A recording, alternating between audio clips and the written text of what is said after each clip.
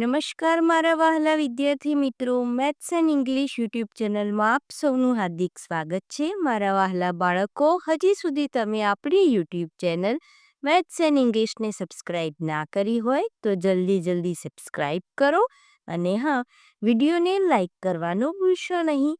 વિદ્યાર્થી મિત્રો, આજે આપણે ધોરણ 7 અંગ્રેજી વિષયમાં યુનિટ 3 ટુડે કમ્સ એવરી ડેમાં એક્ટિવિટી 3 થી 5નું સોલ્યુશન કરીશું.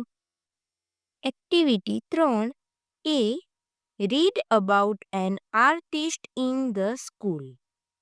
Mrs Dorwani is a different type of artist. શ્રીમતી દોરવાણી એક જુદા જ પ્રકારના ચિત્રકાર છે. She can draw whatever we ask her to draw. આપણે જે કહીએ તેઓ તે દોરી શકે છે. She can even draw a sentence. તેઓ એક વાક્ય પણ દોરી શકે છે. Today she is in Navagam primary school. આજે તેઓ નવાગામ પ્રાથમિક શાળામાં છે. Work in groups read the table. ગ્રુપમાં વર્ક કરવાનું છે, ટેબલનું વાંચન કરવાનું. Find out what the student said and what Mrs દોરવાની ડ્રીવ.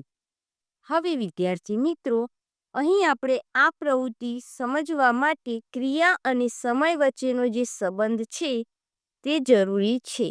જેમ કે મિસિસ દોરવાણીએ શું કર્યું છે કે આ પ્રકારનું જે ચિહ્ન છે તે ક્રિયા ચાલુ છે અને વાક્ય બોલાય છે તે દર્શાવી છે. તે પ્રમાણે સીધી લીટી જે છે તે અત્યારનો સમય એટલે કે નાવ દર્શાવે છે, એટલે કે વાક્ય બોલાય તે પહેલાં ચાલવાની ક્રિયા થઈ ગઈ છે. ત્યારબાદ જે ક્રિયા ભવિષ્યમાં થવાની છે તે દર્શાવવા માટે આ પ્રકારનું ચિહ્ન છે. હવે અહીં જોઈએ, student said a bike with a roof. તો મિસિસ દોરવાની ડ્રીવ, અહીં એમને રૂફવાળું બાઇક દોર્યું છે. વોક, તો આ પ્રકારે આઈ એમ વોકિંગ, એટલે કે ક્રિયા ચાલુ છે. તો આ પ્રકારે આઈ વોકડ યસ્ટરડે. તો અહીં આ પ્રમાણે ચિત્ર આપેલ છે કે ગઈકાલે ચાલ્યો હતો. તો પાછળ સીધી લીટી છે અને આગળ વોકનું નિશાન છે. ત્યારબાદ આઈ વિલ વોક ટુમોરો, ભવિષ્યકાળ દર્શાવે છે. તો આ પ્રમાણે ચિહ્ન આપેલ છે કે જે ક્રિયા ભવિષ્યમાં દર્શાવવાની છે તેના માટે. ત્યારબાદ આઈ વોક એવરી ડે, તો જે બોલતા પહેલાં થતી હતી, થાય છે અને થશે એમ ત્રણેય બાબતો દર્શાવવા માટે આ પ્રકારના ચિહ્નનો ઉપયોગ કરેલ છે. આ પ્રકારે ડ્રો કરેલ છે. હી ઇઝ વોચિંગ ટીવી, તો આ પ્રમાણે હી વોચડ ટીવી લાસ્ટ નાઇટ. ભૂતકાળ માટે આ પ્રમાણે હી વિલ વોચ ટીવી, ભવિષ્યકાળ માટે સીધી લીટી આગળ, ભૂતકાળ માટે પાછળ. આ પ્રમાણે તમારે યાદ રાખવાનું છે કે મિસિસ દોરવાણી આ પ્રમાણે ચિત્ર દોરે છે. હી વોચિસ ટીવી એવરી ડે, અને એવરી ડે માટે આ પ્રમાણે. એક્ટિવિટી 3B, તમારા શિક્ષક પાસેથી વધુ વિગતો મેળવી શ્રીમતી દોરવાણી જેવા ચિત્રો દોરતા શીખો. હવે તમારે તમારા શિક્ષક પાસેથી વધુ વિગતો મેળવી અને ત્રણેય કાળના આવા બીજા કેટલાક ચિત્રો દોરતા શીખવાનું છે. 2-2ની જોડીમાં વાક્યો અને ચિત્રોની રમત રમો. Activity 3C, read the sentences about Mrs Dorwani. If the sentences show daily activities, write daily.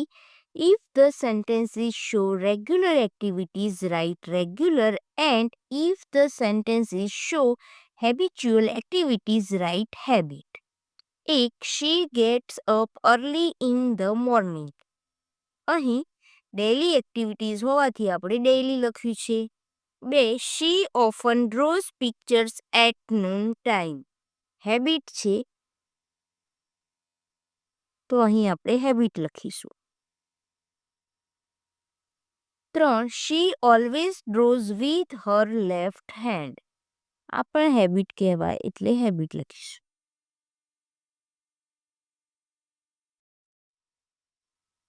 4. She visits schools in her area every Tuesday.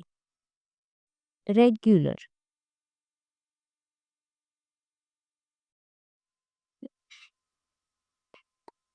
5. She never takes part in the painting exhibitions. Habit.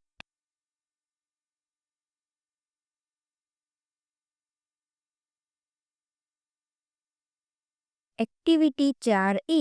હવે નીચેના ક્રિયાસૂચક શબ્દો વાંચો.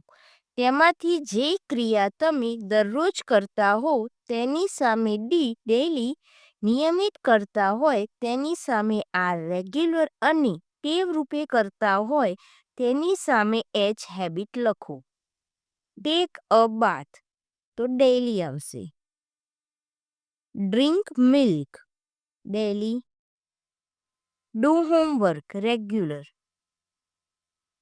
Make tea daily. Brush teeth daily. Ask questions regular. Go to school daily.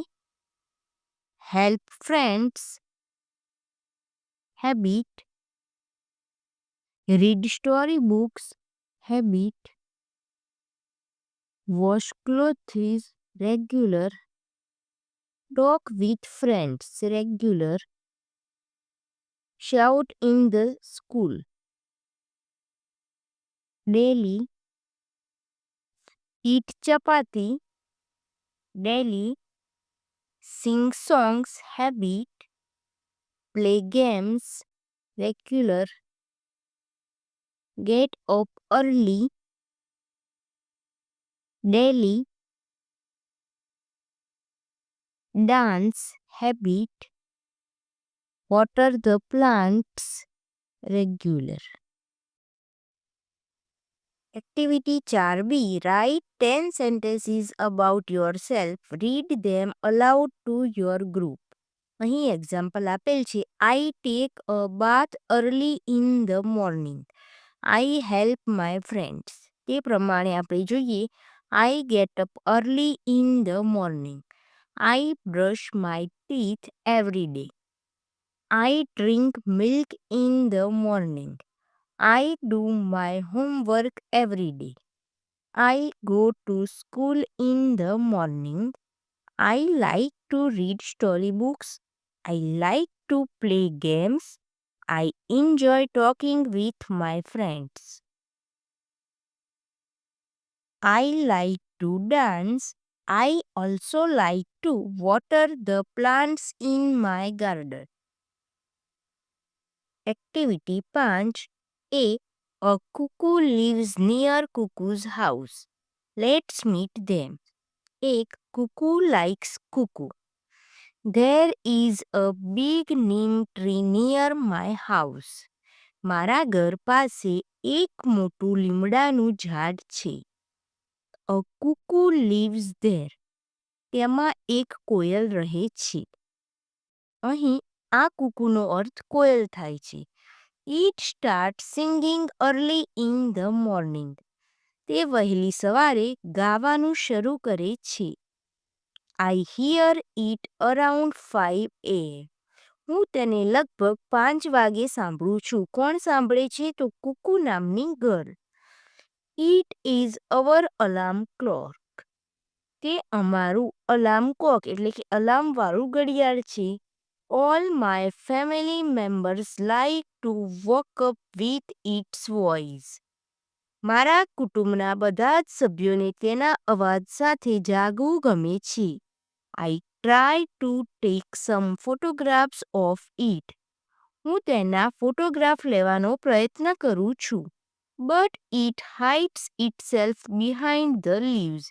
પણ તે પાંદડા પાછળ સંતાઈ જાય છે. I like to read on the terrace. મને અગાસીમાં વાંચવું ગમે છે. Sometimes I tease it. કોઈક વાર હું તેને પજવું છું. I copy its song. હું તેના ગીતની નકલ કરું છું. It is fun. મજા આવે. It likes my company. તેને મારી સંગત ગમે છે.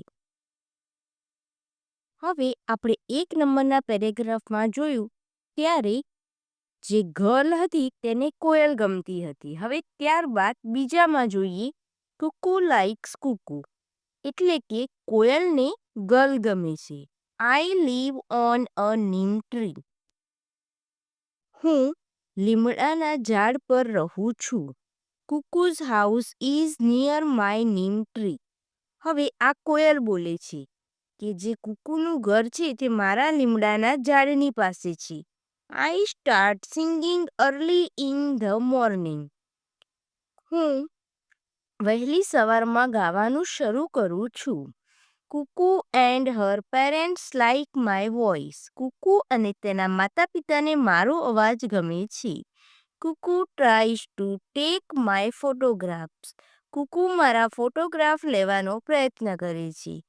I hide myself behind the leaves. હું પાંદડાની પાછળ સંતાઈ જાઉં છું. She sits on the terrace and read books. તે અગાસીમાં બેસીને પુસ્તકો વાંચે છે. Sometimes she teases me. કોઈક વાર તે મને પજવે છે. She tries to sing like me. તે મારી જેમ ગાવાનો પ્રયત્ન કરે છે. It is fun. મજા આવે. She likes my company. તેને મારી સંગત ગમે છે. Activity 5B. Play the magic Kuku game. Your teacher will help you. વિદ્યાર્થી મિત્રો, આ જે એક્ટિવિટી છે તે તમારે ક્લાસરૂમમાં કરવાની છે. અહીં એક્ટિવિટી 3 થી 5નું સોલ્યુશન પૂર્ણ થાય છે. વિડીયો ગમ્યો હોય તો તેને લાઈક કરો, તમારા મિત્રો સુધી શેર કરો. મળીએ એક નવા વિડીયો સાથે. ધન્યવાદ.